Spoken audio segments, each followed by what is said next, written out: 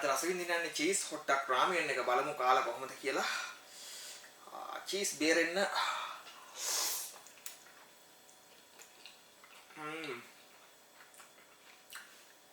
සරත් එක්ක චීස් රසට නියමටම තියෙනවා.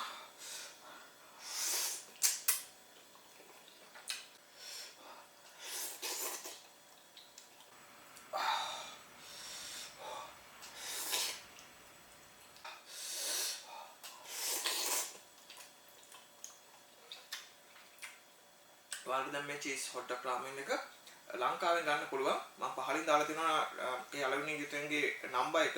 ඔයාලට කතා කරලා ළඟටම ගෙන්න ගන්න පුළුවන්. try කරලා බලන්න. ඇත්තටම පට්ටම රස නූල්ලස් එක. චීස් බේරෙන්න ඒ වගේම අපේ ලංකාවේ සැරටම දිනන රසටම